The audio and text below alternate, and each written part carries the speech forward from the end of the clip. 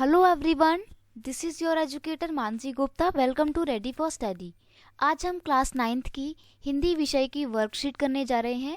ये आपकी हिंदी की वर्कशीट 44 है, यानी कि 44, और इसकी जो डेट है वो है 27 अक्टूबर 2021। ठीक है, आज बुधवार का दिन है, आपकी ये बुधवार की वर्कशीट है।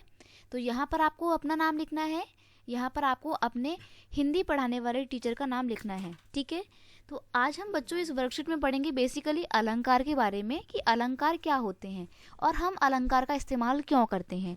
इतना सारा पढ़ने के बजाय मैं आपको वैसे ही बता देती हूँ कि बेसिकली जैसे कि महिलाएं अपने आप को सुंदर दिखाने के लिए आभूषणों का यानी कि ज्वेलरी का इस्तेमाल करती है, उसी तरीके से हिंदी में वाक्यों को सुंदर बनाने के लिए हम लोग अलंकार का इस्तेमाल करते हैं। ठीक है, अगर हम अलंकार को मतलब संधि विच्छेद करके पढ़ें तो अलंकार, अलम का मतलब होता है शोभा का और कार का मतलब होता है करने वाला। तो अलंकार शब्द किससे मिलकर बना है?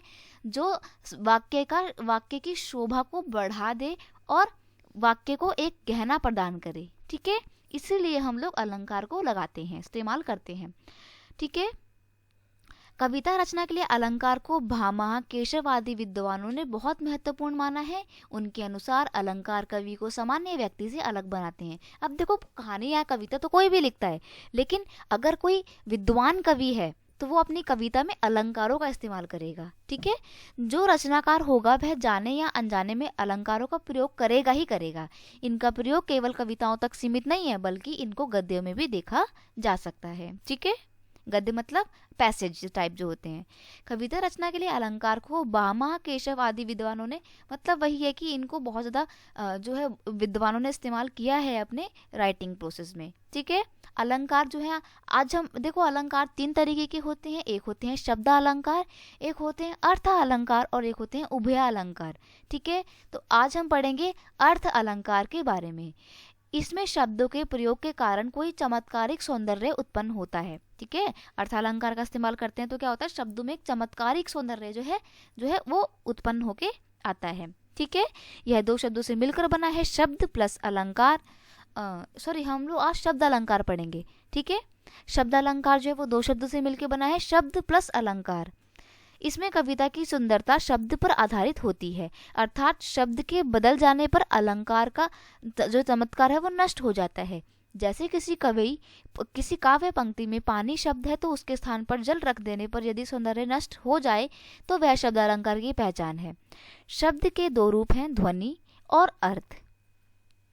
ध्वनि के आधार पर शब्दालंकार बनता है। इस अलंकार में वर्ण या शब्दों के लयात्मकता या संगीतात्मकता होती है। यानी कि देखो, शब्दालंकार है तो नाम से पता लग रहा है कि इसमें शब्दों का खेल होता होगा। ठीक है, तो शब्दालंकार के जो है हम 3 भेद पढ़ेंगे आज। अनुप्रास अलंकार, जो कि जिससे आप सभी लोग बहुत अच्छे तरीके से फैमिलियर होंगे कि अनुप्रास अलंकार क्या होता है। बाकी आज हम यमक और श्लेष अलंकार भी पढ़ेंगे। ठीक है, अगर बात करें अनुप्रास अलंकार की तो इसमें ज़्यादा कुछ नहीं, इसमें ज़्यादा पढ़ने के लिए कुछ नहीं होता। बस इसमें ये होता है कि एक ही वर्ण की बार बार आवृत्ति होती है, तो वहाँ पर अनुप्रास अलंकार होता है। उदाहरण के लिए, मुदित महापति मंदिर आए, सेवक सचिव सुमंत्र बुलाए। यहाँ पर माँ 3 बार आया और नीचे वाली लाइन में सा 3 बार आया। तो यहाँ पर आपको नाम से ही मतलब देख के ही पता लग रहा है कि वर्ण की बार बार आवृत्ति हो रही है, तो यहाँ पर अनुप्रास अलंकार होगा। ठीक है, अगर बात करें यमक अलंकार की तो जब किसी काव्य पंक्ति में एक ही शब्द का 2 बार प्रयोग हो तो किंतु दोनों बार उसके अर्थ अलग अलग हों तो यहाँ पर यमक अलंकार इस्तेमाल होगा। अब देखो, इसमें क्या होता है ना कि एक ही लाइन है, एक ही कविता है और उस कविता में एक ही शब्द 2 या 2 से अधिक बार प्रयोग हो रहा है, और जितनी बार भी वो शब्द इस्तेमाल हो रहा है और उतनी ही बार उसका अर्थ जो है वो अलग अलग है। ठीक है, कनक कनकते 100 गुनी मादकता अधिकाय। तो देखो, यहाँ पर कनक शब्द का 2 बार इस्तेमाल हुआ है, जिसमें कनक का अर्थ है धतूरा और दूसरे का अर्थ है स्वर्ण। कनक माने धतूरा भी होता है जो शिवजी जी का एक प्रिय फल हुआ करता था। ठीक है, और कनक माने स्वर्ण यानी कि सोना, गोल्ड भी होता है। ठीक है, वो खाए बौराए नर वो पाए बौराए। ठीक है, यहाँ पर बौराए और बौराए का अर्थ अलग अलग है। ठीक है, अगला है आपका श्लेष अलंकार। श्लेष अलंकार का अर्थ होता है मिला हुआ, चिपका हुआ। जहाँ काव्य में ऐसे शब्दों का प्रयोग हो जिसका विभिन्न प्रसंगों के अनुसार एक से अधिक अर्थ निकलता हो। यहाँ पर हम सिर्फ शब्दों की बात नहीं करेंगे बल्कि सिर्फ पूरे प्रसंग की बात करेंगे। यहाँ पे क्या होता है ना कि पानी का मतलब शब्द का इस्तेमाल करने से पूरी प्रसंग का अर्थ ही बदल जाता है। जैसे कि ऊपर की सेवें लाइन में रहीमन पानी राखिए, बिन पानी सब सून, पानी गए ना उबरे, मोती मानिस चून। तो यहाँ पर पानी का इस्तेमाल अनेक शब्द अर्थों के रूप में किया गया है। इसके 3 प्रयोग हैं। जैसे कि पानी का ऊपर जो पहला इस्तेमाल है वो कांति को दिखाता है।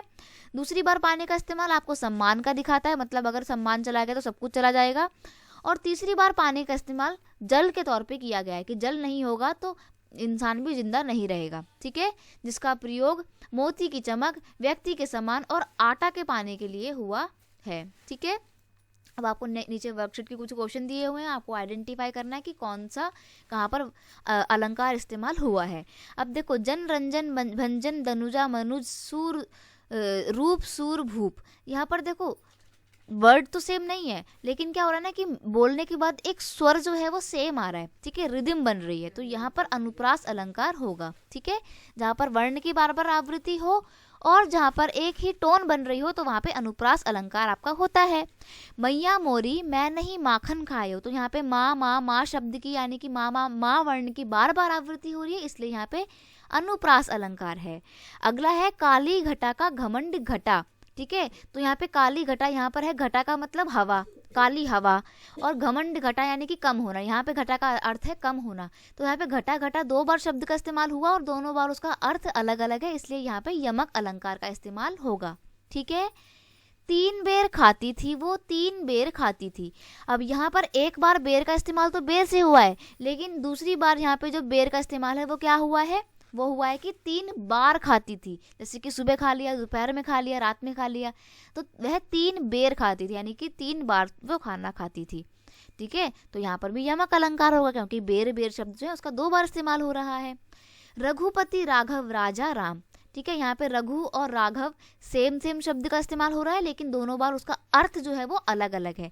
ठीक है, इसीलिए यहाँ पे श्लेष अलंकार का इस्तेमाल होगा। ठीक है, बस ये आपकी वर्कशीट इतनी थी। अगर आपको वीडियो अच्छा लगता है, अलंकार का पोर्शन पूरा समझ में आता है, तो इसे अपने दोस्तों के साथ भी शेयर कीजिए। वीडियो को लाइक कीजिए और कमेंट करके मुझे भी बताना कि वीडियो कैसा लगा, और अगर चैनल पर नए हो तो सब्सक्राइब करना मत भूलना। मिलते हैं नेक्स्ट वीडियो में, तब तक के लिए thank you so much, bye bye.